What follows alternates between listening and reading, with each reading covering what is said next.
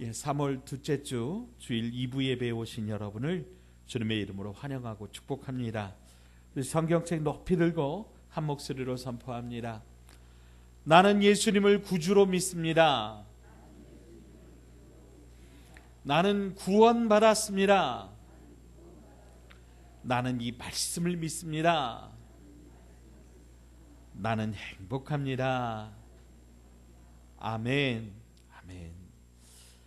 사랑하는 여러분, 지난주까지만 해도 참 제법 쌀쌀했는데요, 오늘은 따뜻한 봄을 재촉하는 이런 단비가 촉촉하게 내려서 참으로 계절의 변화를 우리가 실감나게 합니다.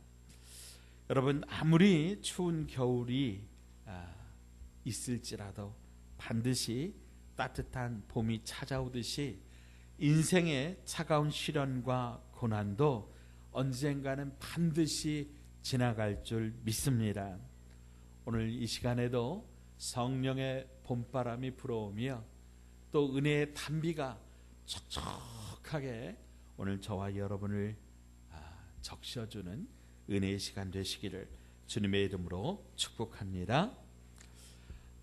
혹시 여러분에게 잊을 수 없는 그런 장소가 있으신지요?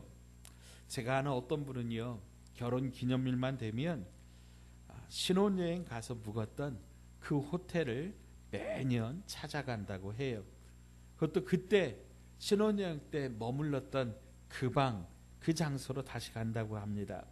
왜냐하면 그곳에서 이제 인생을 새로 설계하고 꿈꾸었기 때문이랍니다. 또 어떤 분은요, 해마다 꼭 그때만 되면 이제 기도원으로 가시는 분이 있어요. 그곳에서 눈물 콧물 흘리면서 은혜를 받고 하나님 앞에서 다시 한번 새 삶을 살겠다고 결단했던 그때를 다시 한번 되새기고 그 마음을 회복하고 싶어서라고 합니다. 여러분에게는 잊을 수 없는 그런 장소, 그런 시간이 언제입니까?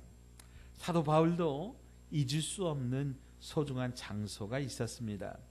그곳은 바로 다메섹으로 가는 길입니다.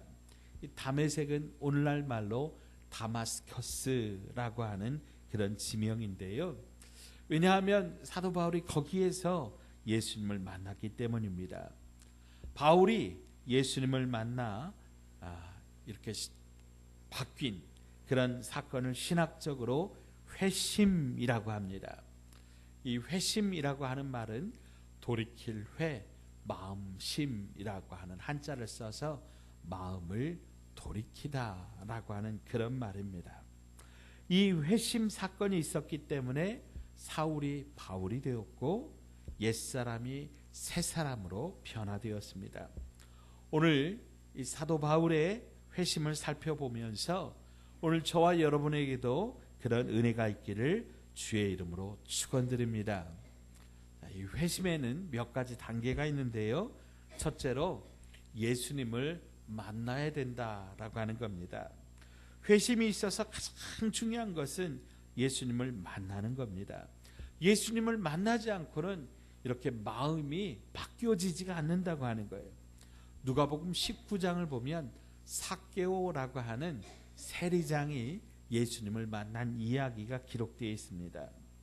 그가 인생을 살면서 지금까지 가장 중요하게 생각했던 것은 돈이었습니다. 심지어는요, 나라를 팔아먹는 매국노라고 하는 그런 소리를 들으면서도 그는 이 돈을 많이 모을 수 있었으면 다 견딜 수 있었습니다. 그런데요, 그가 예수님을 인격적으로 만나자 그가 어떻게 이야기를 했는 줄 아십니까? 누가복음 19장 8절의 말씀인데요, 삭개오가 서서 주께 여짜오되 주여 보시옵소서, 내 소유의 절반을 가난한 자들에게 주겠사오며 만일 누구의 것을 속여 빼앗은 일이 있으면 내 갑절이나 갚겠나이다. 예수님께서 네 재물을 어떻게 하겠느냐 그렇게 물어보신 것도 아니에요. 다만 삭개오가요, 예수님을 인격적으로 딱 만나니까요, 그의 인생이 재물을 모으고 이 재물이 쌓여가는 것을 기쁨으로 알던 그의 인생의 방향이, 그의 가치관이 달라져서 그가 이렇게 이런 고백을 했다라고 하는 거죠. 여러분, 이렇게 주님을 만나면 인생이, 방향이 달라지게 되는 것입니다. 요한복음 5장에 나오는 사마리아 수가성의 여인도 보십시오. 그녀도 예수님을 만나고 그 인생이 달라졌습니다. 그녀는 참 다른 사람에게 손가락질 받는 그런 좀 부도덕한 그런 인생을 살았습니다. 과거에 남편을 5이나 두었고 지금 현재 살고 있는 남편도 자기 마음속으로는 남편이 아니라고 여겼다고 하는 거예요. 그녀가 이런 삶을 살았기 때문에 동네 사람들과 어울리질 않았습니다. 동네 사람들이 자기를 바라보며 어떻게 수군덕거리는지 그녀가 알고 있었기 때문에 그들의 눈치를 피해서, 그들의 눈을 피해서 그렇게 한여름 뙤약볕에 물을 길러 나왔던 것이죠. 그런데 그녀가요, 예수님을 인격적으로 만나자 그녀가 피해 다녔던 동네 사람들에게 오히려 뛰어가서 말합니다. 보라, 내가 그리스도를 만났다. 내가 이 메시아를 만났다. 가서 보자. 그렇게 그들을 예수님께로 인도하는 그런 사람이 되었다고 하는 거죠.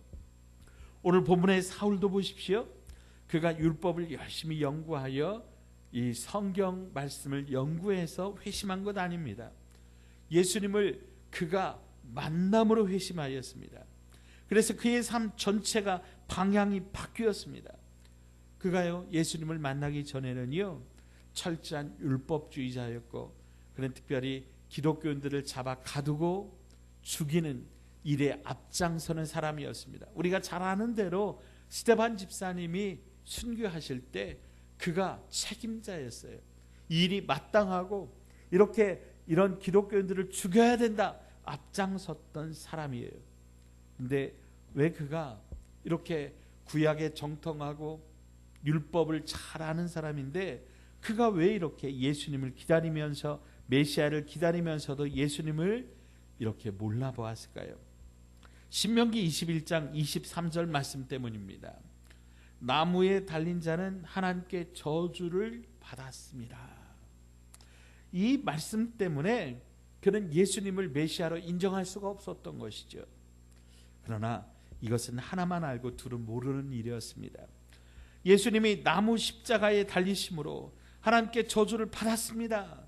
그러나 그 저주는 우리가 받아야 될 죄를, 그 저주를 예수님께서 대신 받으심으로 우리의 죄가, 우리의 저주가 사하여져서 우리가 구원받게 되었다라고 하는 거예요. 사울은 이 두 번째를 알지 못했다고 하는 겁니다. 그래서 사울은 예수님을 메시아로 믿는 사람들을 용서할 수가 없었어요. 그런 잘못된 사상이 퍼지는 것은 하나님을 욕되게 하며 진리를 왜곡시키는 것으로 생각하고, 그래서 예루살렘에서 그리스도인들을 박해하는 일에 앞장서고 이제 다메섹에 있는 예수 믿는 사람들도 잡으려고 했던 것이죠. 그러면 왜 하필 다메섹이었을까요? 당시 다메섹은요, 이제 이스라엘처럼 로마의 식민지였습니다. 하지만 거기에는 총독이 없었다고 하는 거죠. 그래서 어느 정도 이렇게 자유가 보장되는 곳이었습니다. 기독교인들 입장에서요, 예루살렘에서 이렇게 이제 핍박이 일어나니까 어디로 가야 안전할까 생각해 볼 거 아닙니까? 그런데 비교적 총독이 없으니까 안전하고 자유로울 수 있는 이 다메섹을 생각했을 것이고, 많은 사람들이 다메섹으로 피난을 갔다라고 하는 거지요. 사울 역시 그런 이유로 이제 다메섹으로 도망간 그리스도인들을 잡아 죽이려고 그곳으로 찾아간 겁니다. 이 예루살렘과 다메섹과의 거리는요, 예루살렘에서 동북쪽으로 약 240km 정도 떨어진 그런 도시라고 해요. 여러분, 서울과 전주가요 194km거든요. 그러니까 서울보다도 훨씬 더 먼 거리예요. 지금은 뭐 교통편도 많잖아요. 뭐 KTX도 있고, 그리고 자가용도 있고, 우리가 이런 걸 타면 빨리 갈 수 있어요. 뭐 2시간, 3시간이면 갈 수 있지만, 여러분 이때 당시는 그렇지 않지 않습니까? 한번 마음 먹고 좀 어디를 방문하려고 하면 먹을 것, 입을 것 다 싸갖고 다녀야 되는 그런 시대니까요. 좋게 일주일, 뭐 빠르게 잡아도, 아무리 빠르게 잡아도 사나흘은 넉넉하게 걸리는 그런 거리라고 하는 것이죠. 이런 거리를 이제 사울이 이제 찾아가는 겁니다. 아마도 사울은 그리스도인들이 이 다메섹에 가서 예수님을 전파하고 어떤 기독교의 복음을 증거할 때에 거기 살고 있는 유대인들도 이 예수 그리스도를 믿는 이 사상에 오염될 것이다, 그렇게 생각을 했던 것 같습니다. 그래서 사도 바울의 입장에서는, 사울의 입장에서는요, 그리스도인들을 잡아 죽이고 그러므로 유대인들을 보호할 수 있다라고 하는 어떤 일거이득의 그런 생각을 하고 다메섹으로 갔던 것입니다. 사울이 다메섹에 거의 다 도착했을 때입니다. 사울이 가장 미워하는 사람이 누굽니까? 바로 예수입니다. 근데 그 예수님이 강한 빛과 함께 사울을 찾아온 겁니다. 오늘 본문 4절입니다. 사울아 사울아, 내가 어찌하여 나를 박해하느냐? 내가 어찌하여 나를 핍박하느냐? 사울이 물었습니다. 주여 누구십니까? 나는 내가 박해하는 예수라. 사울은 그 자리에서 꼬꾸라지고 그 자리에서 예수님을 만나게 되었고 새로운 인생을 살게 되었습니다. 사랑하는 여러분, 여러분에게는 예수님을 만나신 경험이 있으십니까? 예수님을 만나는 방법에는 두 가지가 있습니다. 첫째로 오늘 이 사울의 경우처럼 예수님께서 먼저 우리를 찾아오시는 경우지요. 또 둘째로 우리가 먼저 예수님께 찾아가는 경우입니다. 어떤 경우든지 간에 여러분, 주님을 만나야 우리의 인생이 달라질 수 있다라고 하는 겁니다. 마태복음 11장 28절에 수고하고 무거운 짐진 자들아 다 내게로 오라, 내가 너희를 쉬게 하리라. 여러분, 주님께서 오늘 저와 여러분을 초대하시고 주님께서 저와 여러분을 만나기 원하신다고 하는 것 여러분 기억하시기 바랍니다. 혹시라도 오늘 이 자리에 계신 여러분들 중에 예수님을 인격적으로 만난 경험이 없으시다면 여러분 이렇게 기도하십시오. 예수님, 제가 예수님을 만나고 싶습니다. 오라고 말씀하신 주님, 이 시간 제가 주님께 왔습니다. 약속대로 저를 만나 주십시오. 주님은 반드시 그 약속을 지키실 줄 믿습니다. 화가요 또 작가인 샬롯 엘리엇이라고 하는 분이 있어요. 20대부터 총각맞던 그런 아름다운 그런 미래가 보장된 그런 사람이었어요. 그런데 이분이 갑자기 병에 걸려가지고 30대에 거의 다 죽게 된 거예요. 오랜 병으로 말미암아 이제 피골은 상접하고 또 성격은 아주 까칠까칠하고 반항적이고 신경질적으로 변해갔습니다. 어느 날 그의 아버지가 목사님을 모시고 왔습니다. 목사님이 그녀에게 예수님을 전합니다. 그러자 그녀가 빈정거리면서 예수님께 그 목사님에게 말합니다. 나같이 볼품없는 여자도, 다 죽어가는 여자도, 나같이 이렇게 깡 마르고 희망이 없는 여자도 예수님을 만날 수 있습니까? 나같이 이렇게 병이 걸려서 비실비실하고 하루하루 죽어가는 여자도 예수님을 만날 수 있습니까? 그랬더니 목사님께서 말씀하십니다. 당신의 있는 모습 그대로 주님께 오십시오. 당신의 있는 모습 그대로 주님께서 만나주시고 주님께서 안아주실 겁니다. 그랬더니 그녀가요, 그 침상에서 주님 앞에 기도합니다.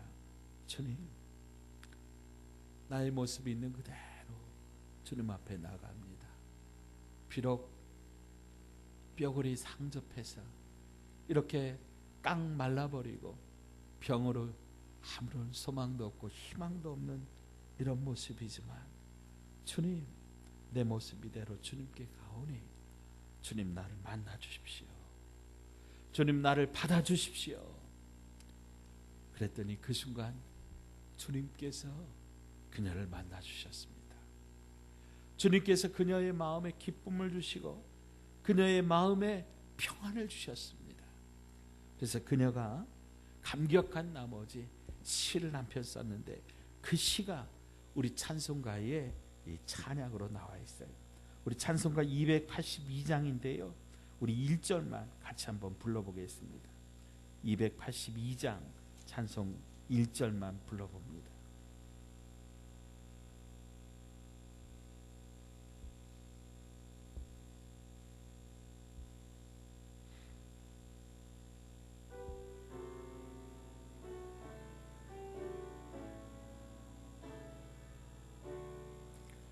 큰 죄에 빠진 날 위해 주 보혈을 주시고 또 나를 오라 하시니 주께로 거저 갑니다. 아멘. 아멘. 우리 성경에는, 우리 찬송에는 주께로 거저 갑니다 이렇게 번역되어 있는데 원문에는 있는 모습 그대로 주님께 갑니다 그렇게 되어 있습니다. 사랑하는 여러분, 주님이 원하시는 것은 튼튼한 우리의 건강한 모습, 또 우리의 잘난 학식, 우리가 많이 배운 거, 우리가 가진 돈, 그게 아니라고 하는 거죠. 주님께서 우리에게 원하시는 것은 있는 모습 그대로, 우리의 있는 모습 그대로 우리가 주님께 나아가면 주님께서 저와 여러분을 받아주실 줄 믿습니다. 우리를 만나 주실 줄 믿습니다. 이 회심의 첫 번째 단계는 이렇게 예수님을 만나는 것입니다. 자, 두 번째는 예수님을 만나서 예수님을 주로 고백하는 것입니다. 오늘 본문 4절에 보면 예수님께서 사울을 찾아오셔서 그에게 물으십니다. 사울아 사울아 내가 어찌하여 나를 박해하느냐. 그러자 5절에 사울도 대답합니다. 주여 누구시니까. 여기 이 주여라고 하는 이 말이 이제 헬라어로는 퀴리오스라고 하는 말인데요. 이 단어는 상대방을 부르는 호칭인데 두 가지의 의미가 있습니다. 첫째로 상대방을 존경하며 부르는 일반적인 인칭 대명사로서의 의미입니다. 그래서 종이 상전에게, 하급자가 상급자에게, 제자가 스승에게, 또 가정에서는 아내가 남편을 부르는 호칭으로 이렇게 주여라고 그렇게 불렀습니다. 두 번째는 특별한 호칭입니다. 이 세상의 주인 절대자를 가리킬 때 사용하는 특별 대명사로 사용되었습니다. 특별히 예수님 당시에 로마 제국이 온 세계를 다스리고 있었는데요. 로마의 황제 가이사가 세상의 주인이고 절대자였습니다. 그래서 이 가이사를, 로마의 황제를 퀴리오스라고 그렇게 불렀습니다. 여러분, 당시 사람들은 이렇게 인사했다 그래요. 우리는 보통 뭐 안녕하세요, 식사나 하셨습니까? 이렇게 인사를 하는데 당시 사람들은 서로 만나면 가이사가 우리 주님이십니다 이렇게 인사를 했다는 거예요. 그럼 상대방도 어떻게 인사를 받냐면 네 그렇습니다, 가이사가 우리의 주님입니다. 이게 인사였다라고 하는 거예요. 그런데 이렇게 인사하지 않는 사람들이 있었어요. 바로 그리스도인들입니다. 그리스도인들은요, 이 세상의 주인이신 분은, 이 세상의 절대자인 분은 오직 하나님 한 분밖에 없다고 그렇게 고백했기 때문에, 그렇게 믿었기 때문에 이 로마의 황제 가이사를 주로 퀴리오스로 부르지 않았다고 하는 거죠. 그 결과 매질을 당하기도 했고요. 심지어는 원형 경기장에 끌려가서 사자의 밥이 되기도 했습니다. 예수님만이 주라고 퀴리오스라고 불렀기 때문입니다. 자, 다시 본문으로 돌아갑니다. 사울은 예수님을 만난 자리에서 주여 퀴리오스라고 불렀습니다. 그러면 이 호칭이 상대방을 존경해서 부르는 그냥 인칭 대명사로서 일반적인 호칭이었을까요? 아니면 이 세상의 주인 되신 절대자를 의미하는 특별한 호칭이었을까요? 일부 신학자들은 이게 전자라고 그렇게 주장을 합니다. 왜냐하면 사울이 예수님을 만난 것은 딱 한마디, 겨우 한마디 들었기 때문에 사울아 사울아 내가 어찌하여 나를 박해하느냐, 이 말 한마디 들었기 때문에 아직은 사울이 예수님을 절대자로 믿기에 역부족하다라고 하는 거예요. 또 다른 신학자들은 후자라고 그렇게 말을 합니다. 사울이 사울아 사울아 내가 어찌하여 나를 핍박하느냐 라고 하는 이 질문을 받는 순간에 성령께서 역사하셔서 이 사울에게 주님을 이 세상의 주인이고 절대자로 고백하게 되었다라고 하는 거예요. 고린도전서 12장 3절 하반절에 보면 또 성령으로 아니하고는 누구든지 예수를 주시라 할 수 없느니라. 아멘. 여하튼 중요한 건 뭐예요? 전자든 후자든 우리가 온전한 신앙 고백이라고 볼 수 있을지 조금은 의심스럽다고 할지라도 여하튼 사도 바울은 예수님을 주인이라고 주님이라고 불렀다고 하는 거죠. 사실 예수님을 주로 고백하는 것은 우리의 의지로는 불가능합니다. 성령의 역사가 아니고는 안 된다고 하는 것이죠. 누가복음 5장에 보면 예수님께서 베드로를 만나 주시는 그런 장면이 있어요. 주님께서 갈릴리 바다에 오셨습니다. 베드로가 밤새도록 그물을 던졌지만은 한 마리도 못 잡았습니다. 이제 집에 가려고 그물을 씻고 정리하고 있는데 그때 주님께서 그에게 말씀하십니다. 깊은 데로 가서 그물을 내려 고기를 잡으라. 그러자 베드로가 예수님을 뭐라고 이야기를 했을까요? 누가복음 5장 5절에 보면 선생님 우리가 밤이 새도록 수고하였으되 잡은 것이 없지만은 말씀에 의지하여 내가 그물을 내리리이다. 베드로가요 처음 예수님을 만났을 때는 선생님이라고 불렀어요. 이 선생님이란 말은 이제 헬라어로 에피스타테스라고 하는 말인데 이제 영어로는 마스터라고 하는 거예요. 어떤 일의 최고 정상에 이른 어떤 그런 우두머리, 그런 실력자, 그런 능력자를 칭하는 그런 말입니다. 일반적으로 이제 좀 어른을 또 말씀을 가르치는 그런 사람들을 향해서 이렇게 선생님 그렇게 불렀다고 하는 거죠. 자, 그런데 베드로가요 예수님의 말씀을 따라서 깊은 데로 가서 그물을 내렸는데 밤새 그물을 내렸는데 한 마리도 못 잡았는데 예수님 말씀 따라 순종하여 딱 그물을 내렸는데 얼마나 고기가 많았던지 2배에 가득 차도록 그렇게 잡았다고 하는 거예요. 베드로가 그렇게 물고기를 잡고 나서 예수님께 돌아와서 예수님을 부를 때 이번에는 뭐라고 불렀을까요? 앞에 불렀던 것처럼 선생님이라고 불렀을까요? 자, 말씀 누가복음 5장 8절입니다. 시몬 베드로가 이를 보고 예수의 무릎 아래 엎드려 이르되 뭐라고 돼 있어요? 주여 주여 나를 떠나소서 나는 죄인이로소이다. 베드로는요 자기 앞에 계신 이 예수님이 이 세상의 주인이시고 절대자임을 깨닫게 된 거예요. 왜냐하면 이 물고기의 방향까지도 다 알고 계시는 그 깊은 바닷속에 누가 얼마나 있는지까지 다 알고 계시는 분이 바로 예수님이었기 때문입니다. 여러분은 예수님을 누구라고 고백하십니까? 정말로 나의 주인이시고 이 세상의 주인이라고 고백하십니까? 그렇다면 우리의 주인 되신 예수님께 우리의 모든 일들을 하나하나 다 결제받으십니까? 아니면 말로는 예수님을 주라고 부르면서 내가 다 결정하고 내 마음대로 살고 계십니까?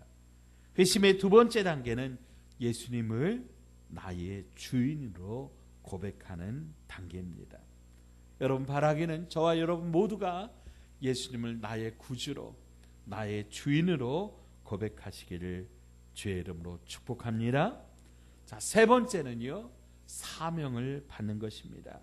회심의 세 번째 단계는 사명을 받는 것입니다. 사울을 보십시오. 그가 예수님을 만난 후에 예수님께 질문한 내용이 있습니다. 사도행전 22장 10절에 내가 이르되 주님 무엇을 하리이까? 주께서 이르시되 일어나 다메섹으로 들어가라. 네가 해야 할 모든 것을 거기서 누가 이르리라 하시거늘. 아멘. 사울이요, 다메섹으로 가는 길에서 그렇게 주님을 만나고 난 뒤에 그가 주님께 말한 것이 무엇이냐면, 주님, 내가 무엇을 하겠습니까? 내가 무엇을 해야 될까요? 사울은요, 예수님을 만난 후에 예수님이 이렇게 자기를 만나주신 그 이유가 있다고 하는 걸 깨달았다고 하는 거예요. 여러분, 부르심을 받은 사람들마다 다 이렇게 사명을 받습니다. 베드로를 보십시오. 고기를 이렇게 많이 잡은 후에 베드로가 주님께 가서 주여 이렇게 엎드렸더니 주님께서 그에게 말씀하시기를 이후로는 내가 사람을 낚는 어부가 되리라. 주님이 사명을 주셨습니다. 유명한 전도자인 무디라고 하는 분은요, 아버지가 초등학교 5학년 때 돌아가셨어요. 근데 아버지가 빚까지 남겨놓았기 때문에 무디는 어렸을 때 정말 극심한 가난 속에서 살았습니다. 더 이상 학교도 갈 수가 없었고, 어린 시절 친구들은 다 학교 가는데 무디는 농장에서 일하면서 그렇게 돈을 벌어야 할 수밖에 없었습니다. 그러다 17살에 보스턴에 있는 외삼촌이 운영하는 재화점에 일을 했습니다. 거기서 열심히 신앙생활을 했습니다. 그런데 그의 심령은 메말랐고 기쁨이 없었습니다. 그러던 중에 1855년 4월 21일 그의 주일학교 교사이며 전도자였던 에드워드 킴볼이라고 하는 사람이 그가 일하는 재화점에 신방으로 왔습니다. 무디에게 묻습니다. 자네 예수님을 영접한 체험이 있는가? 예, 저는 18년 동안 열심히 교회 다녔습니다. 아니, 교회 다닌 걸 묻는 것이 아니네. 자네가 죄 사함을 받고 거듭난 적이 있는가 묻는 것이네. 예수님을 인격적으로 만났는지를 묻고 있는 것이네. 우리가 생각해 보니까요, 없었어요.